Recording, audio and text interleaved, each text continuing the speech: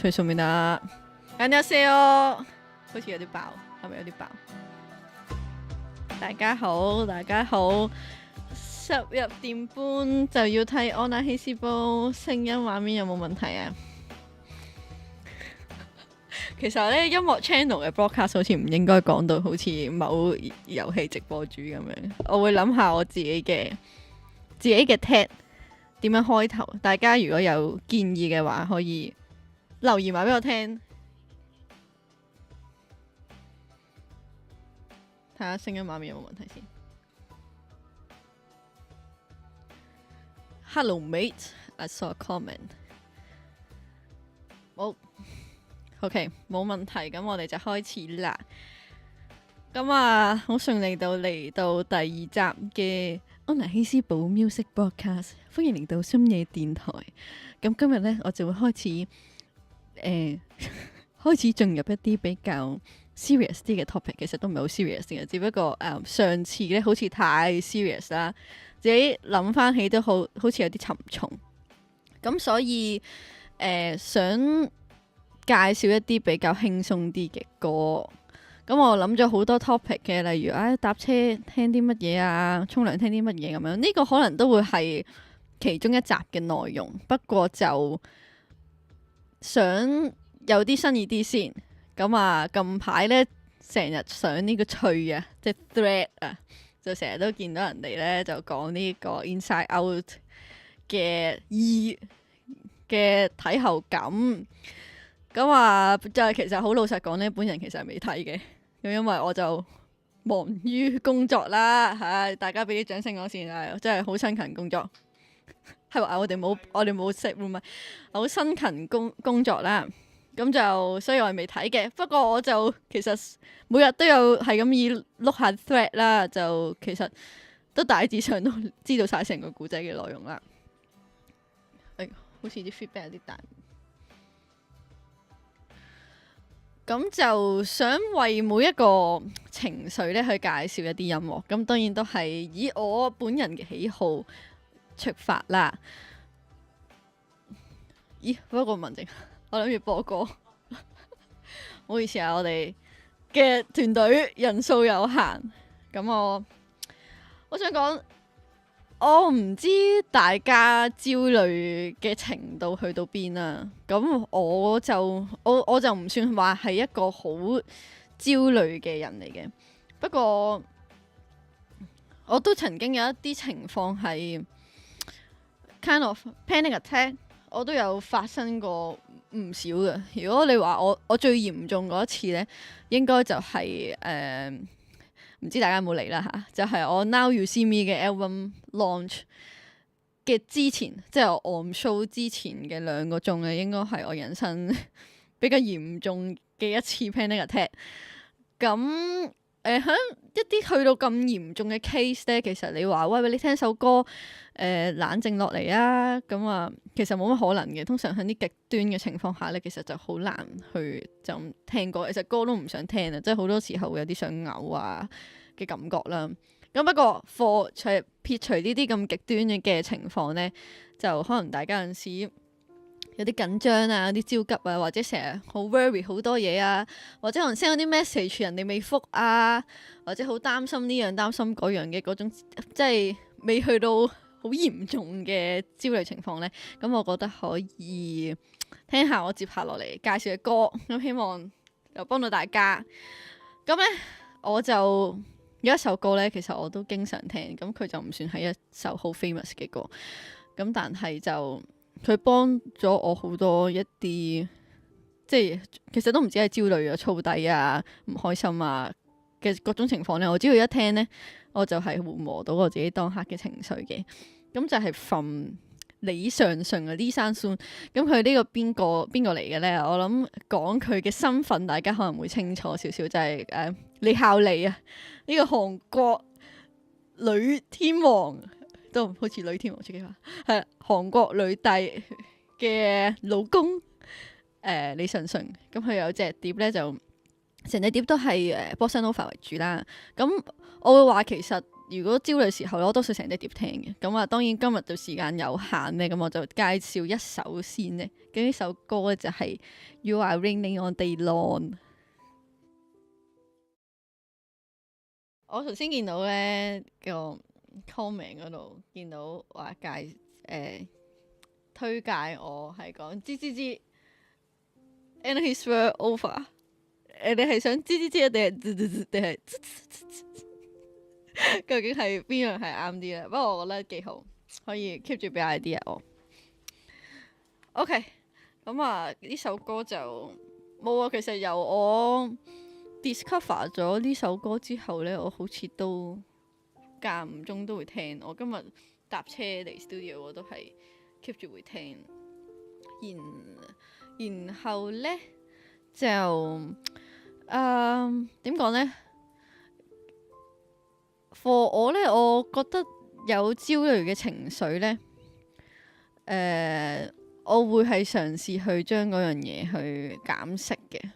因為點解佢講呢樣嘢咧？因為其實本身今日，譬如喺 East Out 裏面，佢有好多情緒啦。譬如傷心先算，即係譬如 for 傷心咧，呢個又係複雜好多嘅 topic。咁當然可能下次嘅 broadcast 會再講咧。咁不過我想講啲乜嘢咧，就係傷心呢個情緒咧，你未必會想聽歌去熄滅呢種傷心。即係我傷心嘅時候，我唔會 Never gonna give you up，Never gonna let you down。我未必會想即刻笑咯。我可能會令到自己更加傷心。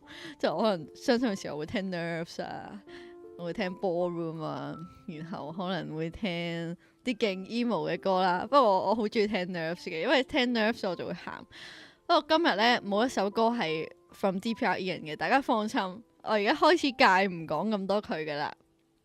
咁就係啦，但不過 for 焦慮咧，我自己喺度諗啊，要整一個焦慮嘅 playlist 咧，即係與其令到人焦慮咧，我都係會 prefer 焦慮嘅時候去減少焦慮嘅歌啦。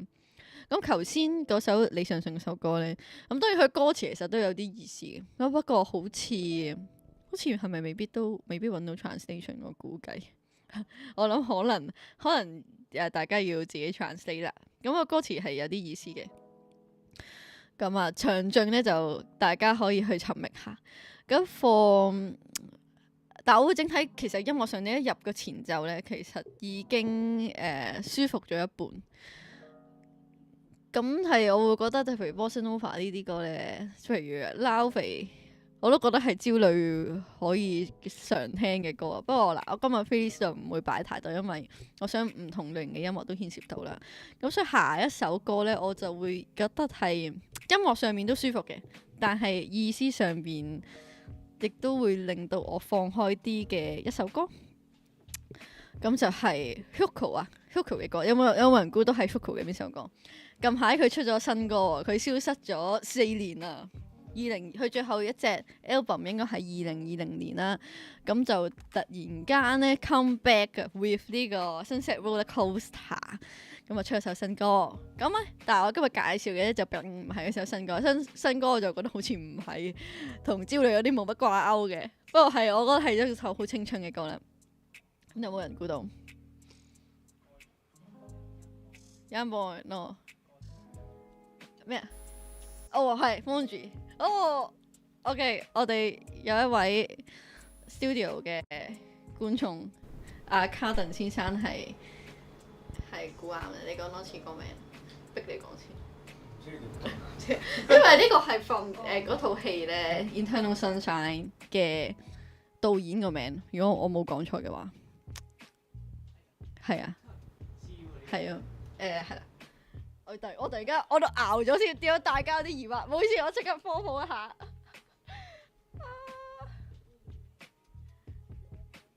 即刻科普一下，費事講錯嘢。不過係法文。係啊。Anyway， 係啊，我唔係啊，係啱，係啊。OK， 阿仔，跟住你記錯咗嘢，係啦。咁呢首歌就是一首降低安娜希斯堡焦慮的歌。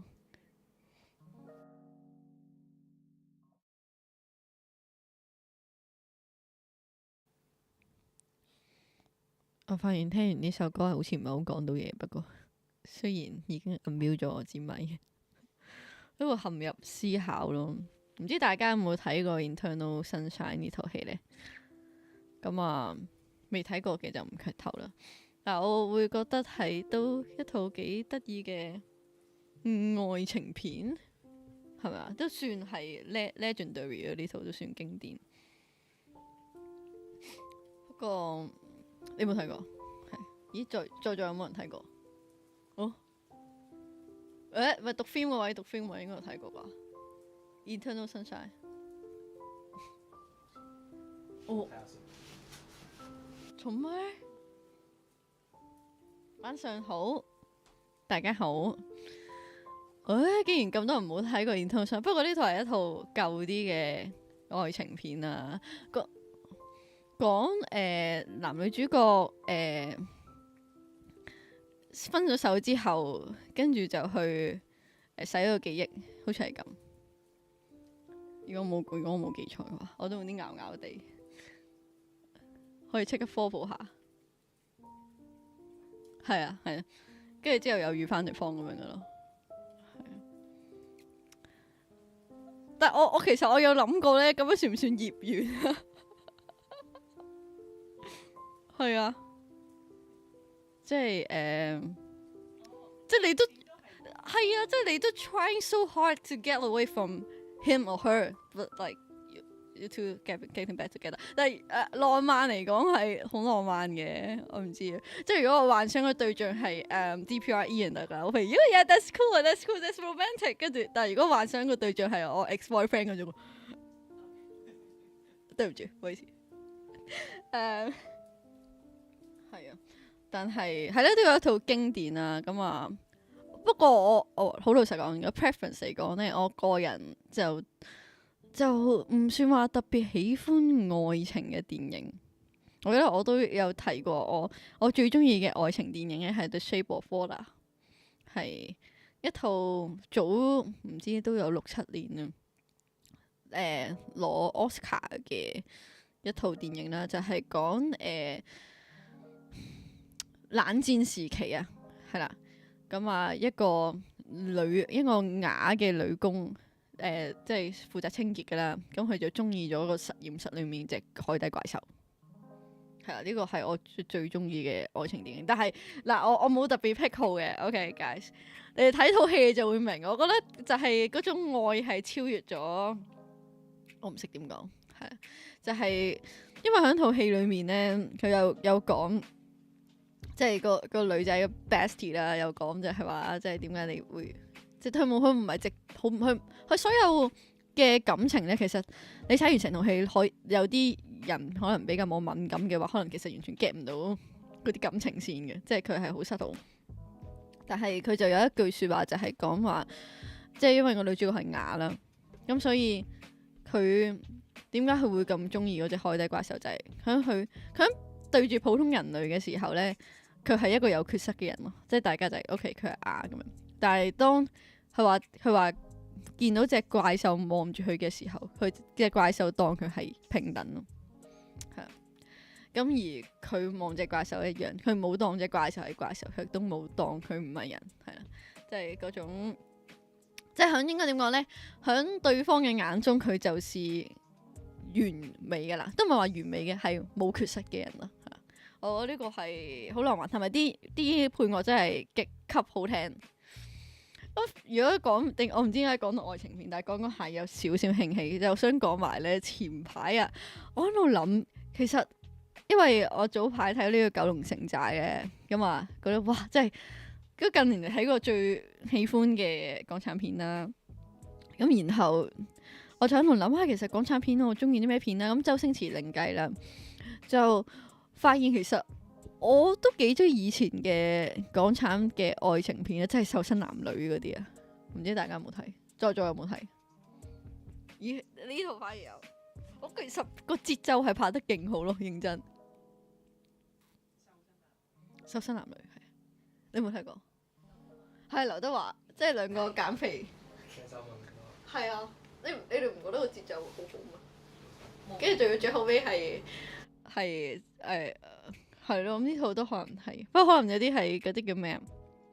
共同回憶嘅電影又特別好睇。我左眼見到鬼都好睇，呢個真係好睇。我細個睇到嗰個位係勁感動，係話對住個海嗌佢個名就會翻嚟啊嘛，跟住佢係咁嗌佢個名，跟住佢冇翻嚟，嗰度係寫得勁好。係 anyway，shout out 港產片，香港做電影唔容易，yeah，係啦，shout人哋啲電影或者，我冇嘅，我唔會覺得我自己同電影行業係有任何嘅牽涉。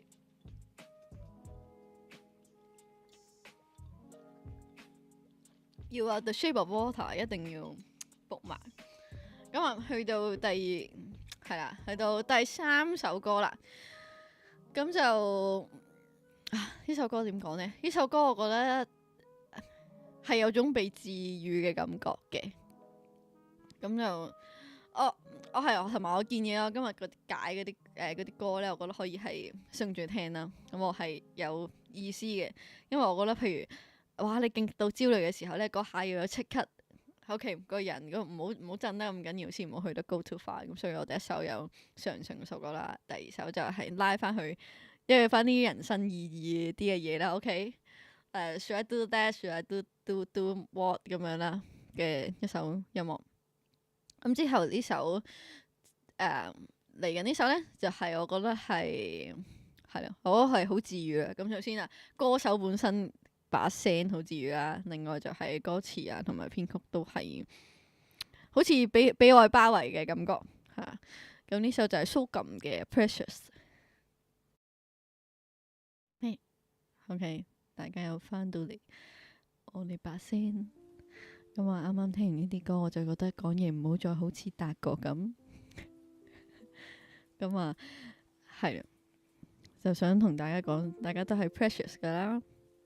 同埋呢首歌，我覺得都係可能大家要做啲 translation 啦。咁啊，係好暖心嘅，即係尤其是我諗，即係如果係即係 Inside Out 特輯的話呢，咁啊講到去。即係青春時期嘅迷惘啊，即係都唔一定青春嘅，你20歲時期的迷惘啊，中年時期嘅迷惘，老年時期都可以好迷惘嘅。做人千祈唔好覺得哇，我幾時就要諗嘢頭腦勁清晰 super speed 咁樣，就唔需要咁樣逼自己嘅，幾時都可以迷惘。咁啊，呢首歌呢，我知道好似就嚟放榜，我唔應該睇呢樣嘢，我唔知我應唔應該睇呢樣嘢，但係我知道我嘅聽眾群裏面啦，有幾位有即係可能都有傾下偈啊。我知道都比較留言開嘅，都有係中學生喺度。咁啊，當然我就都未必知道個年級係幾多啦嚇。咁啊，in case 有即係啱啱考完 DSE 嘅青年人們呢，咁啊都想同你哋講呢，你哋無論考得好唔好都係precious 嘅，你哋都係，你們都是最好的，知道嗎？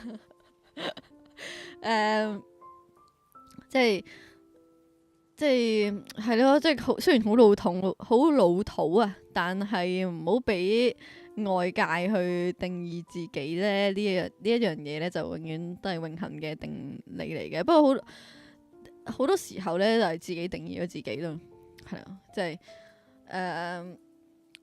我會覺得大家即係回歸本心啦。我以前呢，我係好唔中意一隻字叫做初心。我覺得初心呢好老土啊，即係話喂，你諗翻你初心咁樣，即係你諗翻你做音樂嘅初心咁樣啦。咁但係如果我做音樂嘅初心係揾錢咁點先？但係佢哋本身已經有個先要條件就係、你嘅初心唔係揾錢噶嘛，即係你初心係好 pure 嘅咁樣。我覺得其實所有嘢都唔緊要噶，你做任何嘢，你無論係為錢為乜嘢都好咧，其實係唔緊要嘅。而你中途做下，你轉咗個目標，轉咗你想做嘅嘢咧，都係唔緊要嘅。近排都有一個我好好嘅朋友啦，咁啊一直亦都係我戰友嚟嘅。咁但係佢就話啊，我都係想返份工咁樣啦。好似我覺得生活安穩啲喎，我覺得唔緊要噶，go 翻份工。你既然諗得，你既然清楚自己想要啲咩，就 go ahead 都得。咁所以我啊覺得初心樣嘢咧，我以前好唔中意，因為我就有少少 link，你就真係好容易初心呢啲個自己就係會我即係好似我頭先所講嗰啲就係、我要追夢好 pure 啊咁樣啦。咁但係其實我覺得回歸翻個初心就係你忠於自己咯，即係你過自己想過嘅人生啊。而即使你個人生不停咁變，或者好多難關，或者譬如可能你本身想讀嗰科，原來放完榜之後，OK 個成績唔啱嘅。我讀第二科，或者我唔讀啦，我走去翻 Starbucks， 呢啲都係 OK 嘅。即係最緊要就係點解冇咗乜少少講經台先？最緊要知道你咧係 precious 嘅，你係被愛嘅嚇。即係呢個世界好多善良嘅人係愛護你嘅。咁如果有陣時當然唔係時時刻刻咧，你都會感受到啦。有陣時愛呢家嘢都好虛嘅。咁我覺得可以聽下 Precious 呢首歌。我自己都係一啲比較艱難時期咧，我都好中意聽呢啲歌。不過反而咧，我講緊我真係青少年焦慮時期嘅時候咧，我冇擺落 playlist 嘅嚇，因為我覺得有少少教壞觀眾，或者係唔不良示範啦。但係我焦慮嘅時候咧，我好中意聽 old school hip hop，即係好中意聽 Tupac 咁樣，跟住就係一係鬧爆人，一係就勁 emo 咩 niggas fails in the street 咁樣。所以我而家每次行親着落街咧，我都會首歌就會播，因為嗰陣時一放學咧，我就會播咯。我自己覺得嗰個痛苦程度咧，係去到呢個黑人嘅黑幫仇殺嘅程度，但係唔係一件好事，因為佢只會佢激烈咗呢個焦慮嘅情緒，咁所以我就係啦。我嘅 playlist 係冇我即係自己真正即係我應該話我後生嘅時候，唔係十幾歲嘅時候啦，而家仲後生。十幾歲嘅時候仲血氣方剛嘅焦慮 playlist， 所以如果大家想要嘅話，我可以整個俾大家嘅。咁但係我希望大家 feel love 多啲啦，咁所以我會介紹 Sogum 啦。我見到啲中意睇好迷陳慧琳，陳慧琳係真係。係好正，OK， 唔係我好中意睇佢啲對答啊，佢啲對答正，我覺得陳慧琳對陳慧琳對答正啦。阿嬌啦，阿嬌 is a rock star。如果你話香港邊個 rock star？No Tyson Yoshi。OK， 我唔係唔中意 Tyson Yoshi， 我中意 Tyson Yoshi 嘅，但係即係我覺得喺我心目中 rock star 係 mentality， 咁我覺得阿嬌係好有嗰種 mentality。第二古天樂。近排成日睇古天樂啲訪問咧，都係正嘅。咁啊，係啦。咁啊，講起 Rockstar 就可能有啲難停低。咁啊，近排啊 Lisa 出咗首歌叫 Rockstar 啊嘛。可能呢個音樂頻道都講下大家，其實講下新出有啲咩歌都幾好啊 review 下。Anyway， 但係哇，我見到以為支咪自己喐啊。OK，anyway， 嚇死我，係啊。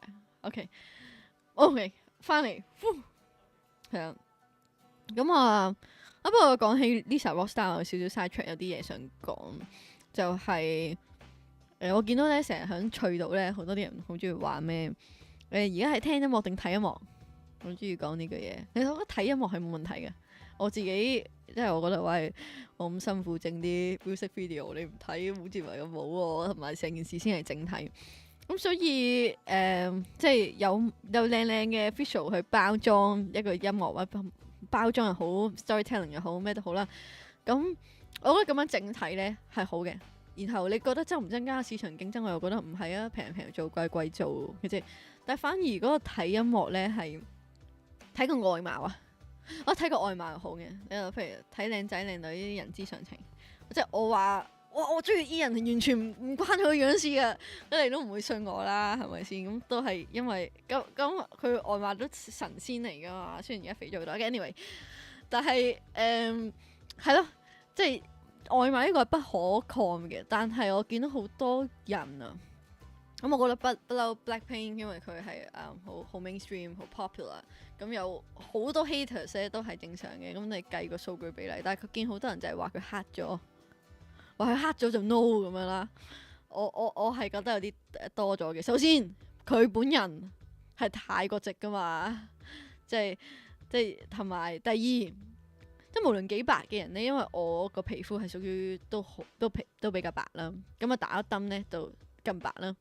但係無論我白到點都好咧，我去影雜誌相或者我自己執相啦，我都會再較白少少。咁呢個當然係個審美啦，即係可能即係冇咁中意黃咁咁啊，因為黑蚊蚊咁樣。但係即係你個審美係你件事咯，但係係咯，即係唔需要用呢樣嘢去抹殺嗰個人嘅付出嘅嗰件事啦。音樂才華啊，你覺得佢有冇音樂才華？咁呢個當然可以另外討論啦。但我就係啦，我覺得反而鬧睇音樂咧，其實係鬧呢樣嘢，就係因為可能佢個外形就影響咗你對佢嘅作品嘅審判。咁呢個都唔係一件好事咯。即係譬如或者好多人可能攻擊，呢啲講唔講得好咧？大家自己審批自己，但係即係譬如攻擊香港某男團咁先算啦，某男團成員咁，我覺得要分翻清楚咯。佢嘅音樂造詣，你覺得哇佢淨係哇佢唔識創作，所以我淨係中意識自己創作嘅 artist，咁我覺得呢個係 OK 嘅，呢個係你嘅喜好。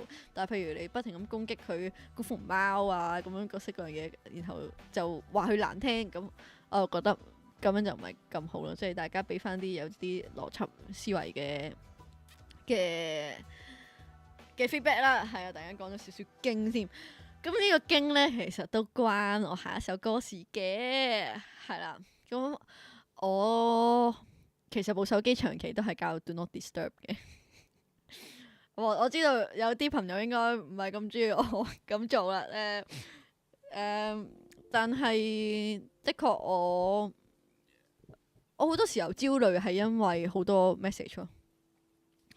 我以前真係冇，我以前係一個秒回嘅人嚟嘅。咁直到去早兩年啦，早2-3年啦，開始多咗人知我係邊個。其實我都好少人知嘅，講真係。我要多好多人知我先生活到嘅係。Please 大家 spread，中意我請分享我出去。Anyway 係啦，咁我冇諗過原來我咁少人知咧，都係會有 haters 啊，都係會有啲好騷擾性嘅 message 啊。咁我就由嗰陣時開始好驚手機震，因為手機一震咧，你就知道一定唔係好嘢，一定唔係啲稱讚嘅說話，一定係啲 stalker，一定係啲各式各樣嘅嘢啦。然後嗰陣時係啦，咁之後就由嗰陣時開始咧，我係完全可能 shut down 咗唔睇咁樣啦。咁之後再隔一陣咧，因為我係一個好大反轉，因為我以前咧我係嗰啲即刻要秒回嗰啲人。如果人哋唔回咧，我都係唔覺得點解你唔回我？即係尤其是做嘢咧，我好怕啲人拖好耐嘅。我係可能拖幾個鐘，我已經覺得即係你做定唔做㗎？或者即係我會好多呢啲焦慮又好 frustrated 嘅情緒又好啦。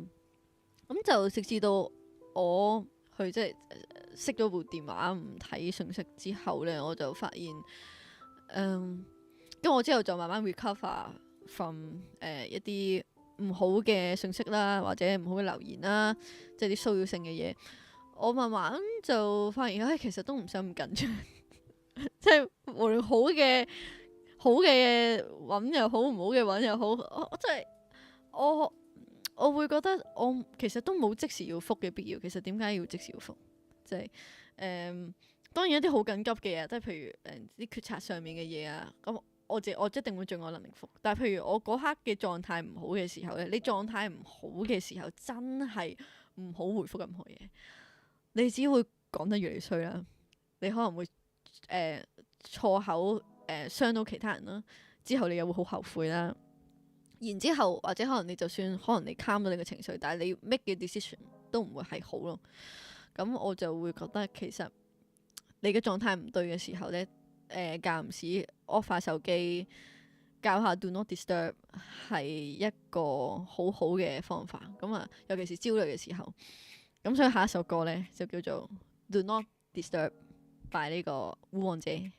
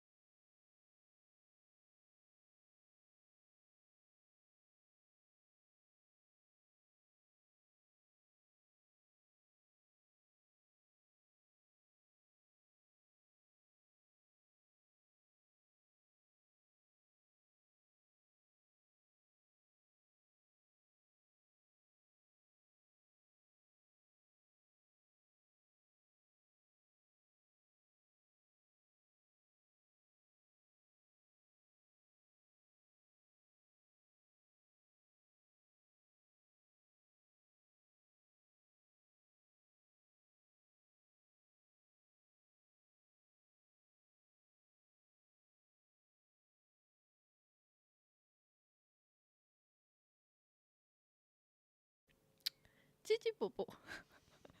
嗱，我哋講緊咧，如果大家係聽阿 Wu 呢隻 Blackout 嘅 album 嘅時候咧，就會好多時候呢首歌就會聽到瞓着咗啦，然後下一首歌就會 Jackie White 嘅 feature 就會支支卜卜咁樣啦。我唔喺度模仿啦，因為我每次都會嚇聲。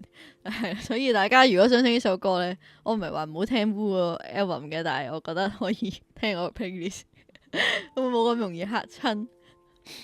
咁啊，Do Not Disturb 咧係絕對建議大家經常教嘅。咁但係當然啦，如果你唔好聽母親的電話，咁就唔係咁好嘅都。但係咧就係啦，係啊，睇因應自己情況就要教 Do Not Disturb 啦。睇下啲，哇，原來今日都偏向超時。Anyway，咁啊，我發現我成日都講咁啊。突然間個 conscious mind 跳咗出嚟，唔好意思，大家太跳。我好似4首歌都係韓文歌。有冇原因呢？都唔係話冇原因嘅。第一呢，就係我其實大部分時間都聽韓文歌啦。第二就係因為我知道大家在下會聽我呢個 broadcast 嘅觀眾未必識韓文，因為點講呢？即係我建議你可能去揾個歌詞嘅意思，但係我唔知啊。我覺得有陣時聽得太明啲歌詞好焦慮咯。係啊，呢個 that's why 我唔聽廣東歌乜滯嘅意思。不過今日係會有首廣東歌嘅。anyway， 嗱，係啊，即係譬如廣東歌就佢會 keep 咗你個 conscious mind 得太，你會我喺個 reality 嗰度，跟住就會有啲卡關。但係啦，韓文歌你可以 feel 快，你可能唔知個歌詞點解，你可以填自己嘅意思落去，你自己想講嘅說話落去。而家我個煩惱就係我聽得明韓文，哦係啊，連韓文都唔聽得明，我會聽 instrumental。你 Q 咗下一首歌？我下一首歌啊？係啊，下一首歌真係 instrumental。係啊，係呢個我都係語言嘅順序，所以就係下一首歌咧係一個 instrumental。咁呢個都係我建議，都係我講抗焦慮嘅時候啦，都係可以成隻碟聽嘅。咁就係 FKJ 嘅 Just Piano 嘅嗰隻 album。咁我而家今日播嘅就係新地。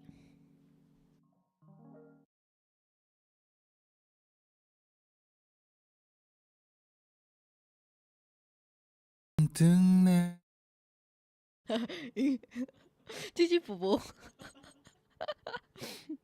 咦，而家人瞄咗？嘢。講起 FKJ，其實就嚟香港開 con 喎，唔知大家會唔會去呢？我呢個係沒有收費嘅宣傳嚟嘅。anyway，我唔知我有冇同大家分享過兩樣嘢。一樣嘢就係我係中意直身琴，我唔中意三角琴。原因就係我中意靚嘅直身琴嘅聲多過靚嘅三角琴嘅聲。三角琴嘅聲好，我唔知，我係覺得直身琴係重個情感多啲，即係我覺得彈啲好 fancy 嘅嘢咧，三角琴係啱啲嘅。但係如果彈呢種能量頻嘅音樂咧，我就中意直身琴。但 overall 我係好中意直身琴。然後第二樣嘢就係，其實我一個 life goal 就係出一隻純鋼琴嘅 album， which is 其實我本身畢業嘅作品咧係純鋼琴嘅 album。點解咧？係因為我22年嘅時候咧係清醒嘅時候咧係好中意，平時就會彈琴咯。我諗我都係 kind of 我自己嘅一個抗焦慮嘅方法，我就係會自己可能未必瞓到覺，就會夜晚喺度彈咯。咁就唔識點講哦。不過我背景音樂可唔可以大啲？雖然好似講 emo 嘢，好似大啲舒服啲。emo，oh yeah， 係啊。咁係喎，呢個係我罕有嘅，但係呢個係勁求其。我想做一個正似樣嘅鋼琴 album 啦，然後就以彈琴嘅身份演出一次，呢個係我嘅其中一個 goal 嚟嘅。因為呢，鋼琴係我最恐懼嘅樂器之一，所以我好想我覺得我係絕對唔贊成做人要咩面對自己恐懼嘅，跳出 comfort zone 呢啲嘢嘅，我絕對唔贊成嘅。你舒服就好啦。但係對於我自己大到咁上下，有少少想挑戰翻咯。因為我呢以前係彈琴嘅，但係我一直彈琴咯，我都知道我唔係彈琴嘅人嚟嘅，即係我唔係一個好哇我勁咗就會好興奮嘅人咯，就我會反而係我好似彈，即係我都係創作型啦，係咯，我中意彈到我個腦裏面嘅嘢咁樣，即係我練 technique 都係因為想呈現我腦裏面嘅嘢，咁然後我又唔一定唔係一個 classical 嘅 pianist 啦。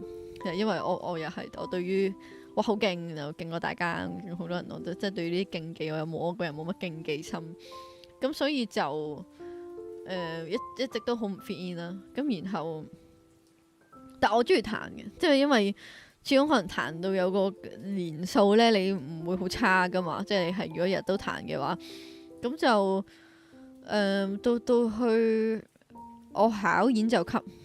係啦，我點解考演奏級呢？因為我嗰陣時我中四，我就係突然間又好似變咗同放榜同學傾偈咁樣。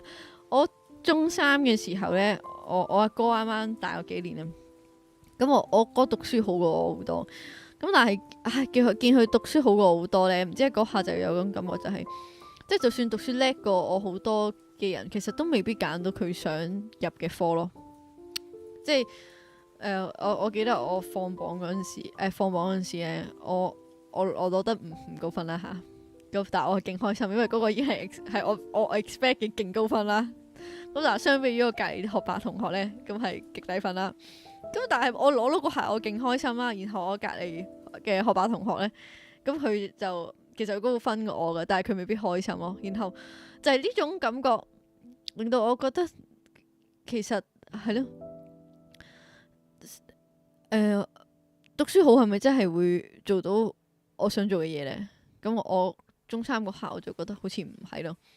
而第二樣嘢就係嗰陣時我俾自己嘅，我覺得係一個好大嘅啟示啦。呢個我到而家都成日，即係譬如係我好細個，我即係冇乜資格同人講有咩人生建議嗰啲咁啦。但係我都會比較 prefer 講一句，就係千祈唔好向自己唔叻嘅地方努力，唔叻嘅嘢上面努力，係啦。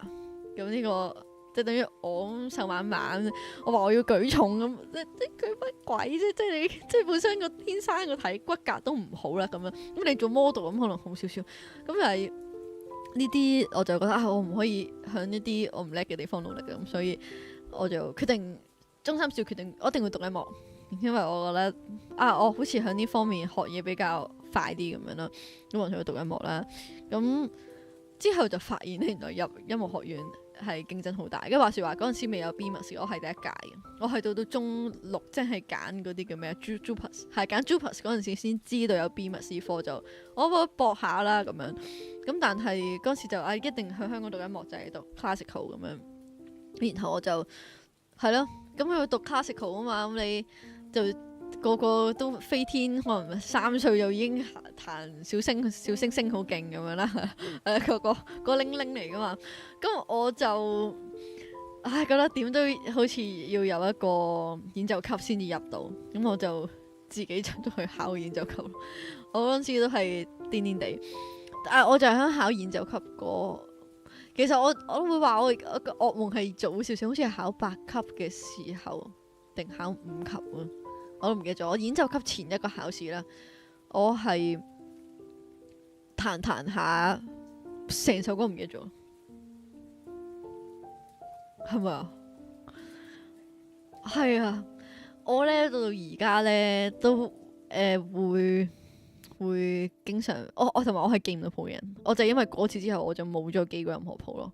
呢個係 kind of 我一個trauma 都仲未去面對到，咁係啦，咁我到考演奏級，演奏級咧其實係冇得唔背譜嘅，但係我嗰日我係都照睇譜咯，冇得唔背譜，唔係一定要背譜。咁但係我嗰日都照要睇譜，咁所以我係現實佢係啱啱 pass 咯。我就係喺嗰篇文度，即係我都唔知啊。總之我諗我好彩啦，係啦。但係我記得我彈第一首歌嘅時候咧，我都係成版甩咗嘅。總之彈琴對我嚟講係一個好 hell 嘅事情啊。咁冇啦，然後我就基本上徹底放棄咗玩樂器呢樣嘢，因為我就係一個背唔到譜嘅人咯。咁其實創作對於我嚟講係啱啲嘅，但係係啦，有陣時都會想面對下呢樣嘢。係啊，咁啊，差唔多時候得埋嘅，我哋嚟到最後一首歌，呢個係我嘅童年兒時回憶。我係首先我好 buy 首歌裏面講嘅嘢啦，咁然後另外就講回應翻即係成件事，成個焦慮嘅 thing 啦。我覺得去到 FKJ 個人應該勁 peace 噶啦，因為你蘇咁一 feel love，FKJ 就勁 peace，咁之後可以個 energy 提升翻上嚟，繼續面對你嘅人生。咁啊，係一首好有態度嘅歌，亦都係一首可唔可以話係我第一首覺得好中意嘅廣東話歌，係啦。就係大大公司啊 Swing。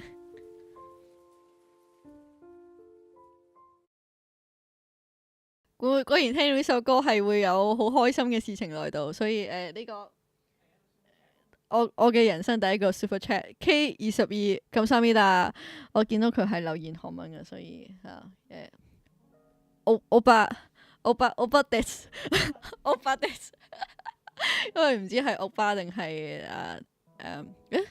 日本嘅 Oni-chan， 但唔會叫 Oni-chan 㗎，日本叫 Senpai 我唔知喎，好奇怪。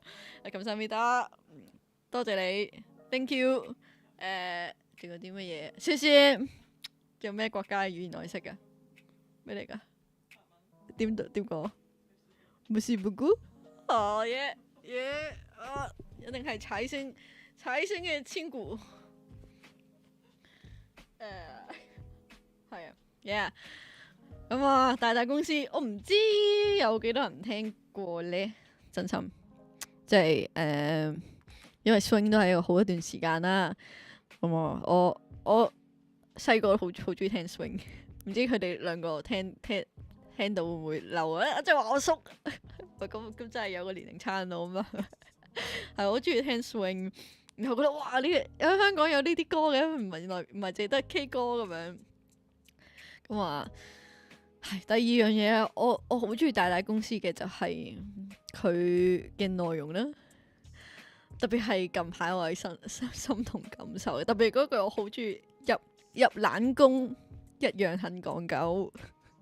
係啊，近排都有好多未必可能清楚我想做啲乜嘢啦，因為唔同人有唔同 vision。咁有好多人咧就好中意我嘅 vision 係咁，佢就會透過佢嘅 vision 就好中意俾好多建議你嘅。我有好多呢啲人啦，咁我都會講，喂，你而家咁樣唔得噶，即係我而家 stay 就 kind of 入咗冷宮啦，咁啊流量又唔係特別好啊，歌又唔係特別多人聽啊，討論度一定唔會夠啱啱出道多啦。咁而家又已經過咗疫情啦，咁大家開翻關有好多嘢聽啦。咁我都不久嘅將來啊，過多唔知幾多個鐘咧，咁我又已經去韓國去見我嘅唔講啦，係啦。咁所以我自己都係咁嘅時候，咁啊的確係要尋求新方法嘅。咁我都認同好多前輩講話你要諗下喎，咁樣落去唔得噶喎，咁樣接多啲幕後啊，或者出下廣東歌啊，即係 kind of 好多呢啲咁嘅嘢啦。咁我好中意，又要 Q， 我都唔想 Q。我好中意 Christian Yu 咧，我好中意 Christian Yu 佢有講嘅就係 do it undercover。係啊，我係因為如果個個人都明你嘅話，佢都做咗你做嘅嘢啦，係咪先？咁有陣時唔係懶得解釋，而係大家個 vision 唔同嘅時候，亦都唔需要特登解釋。咁我都好多謝有大家嘅支持啦。咁其實呢個星期見到 Patreon 係有人 subscribe，我都係好感動，好感動嘅，即係我係成日好耐以前咧，已經有人同我講話，不如你試下開 Patreon，但我自己就係覺得真係會有人會想睇 behind the scenes，會想睇，即係會想睇嘅咩咁樣，咁我就一直咁喺度磨啦。咁啊，到今年我覺得係咯，我都講過，我真係好想同大家有直接溝通嘅渠道啦，各種嘅溝啦。咁所以好感謝大家支持我做嘅嘢啦。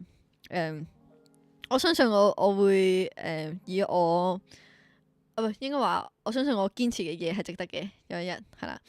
咁啊，我堅持我自己嘅創作啦，我自己風格啦，嗰樣嘢。我覺得大家會留得喺度咁夜仲聽我 podcast 嘅，應該都係明我嘅。咁啊，我會努力喺度啦。咁因為入冷宮都要好講究。咁我覺得呢個冷宮咧都唔知入幾多年嘅。我知道我想做嘅嘢唔係用秒鐘計噶啦，尤其是而家呢個年代嘅各種 fast media。但係我都會繼續努力啦。咁然後不久嘅將來都會有好多嘢出啦。係呢個重大宣佈 Anna Hesper first documentary next week 會正式 launch。我唔知點講，但係我第一次睇咧嘅時候咧，我都真係 O 咗嘴嘅。我哋 show 而家喺鏡頭後面嘅 Louis， 掌聲拍數，啪啪啪啪啪啪。有位成員已經瞓着咗啦。Anyway，大家知道10點至到2點係褪黑色素嘅嘅時間嘛？咁我呢位成員咧係好養生，所以佢係而家瞓緊覺。Anyway， 係。咁如果大家想搶先收看嘅話咧，就要 go subscribe 我嘅 Patreon 啦。咁都好 fair，其實我哋大話剪咗幾耐？5個月，你剪咗5個月。2月開始剪，跟住啲 footage 係橫跨半年。大家唔知幾艱巨嘅任務，所以大家都要踴躍支持啦、share 啦、subscribe 啦。我都唔知講咩好啦，係啦，總之都係支持啦。咁啊，我其實我唔知大家點睇嘅，即係可能近排我都出翻好多所謂舊 content 啦，即係可能 documentary of 我嘅第一個 EP from ICU， 跟住我嘅 show。咁呢個都係記錄一種，我既然記錄咗，咁我都想 share 俾大家。咁但係都係 pave the way of 嚟緊會做嘅嘢啦。咁啊，賣個關子先。我今次去韓國其實除咗要為我結婚作好準備之外，我都係為嚟緊嘅 comeback 作好準備嘅。咁所以呢個係 work trip 嚟嘅，我並唔係去韓國，只係為咗揾老公，然後日日甜蜜生活，煮下飯仔，冇咁輕鬆嘅。即係話晒兩個都係拍嘢同做歌之人，有啲怕醜添。Anyway， 好啊，咁所以希望大家繼續支持我 Anna Hesper， 支持404，然後支持 DPR。下個星期同樣時間再見。你哋會想係邊個嘅 inside out 情緒呢？可以留言話俾我知嘅。咁啊，我睇下我個心情係 pick 邊個啦。不過下星期我已經喺韓國咯。所以應該係阿樂。我希望嚟緊會有個角色係色色咯。咁我應該會個 playlist 可能有200首歌。咩顏色啊佢？唔知彩色 unicorn。OK， 再見各位，拜拜。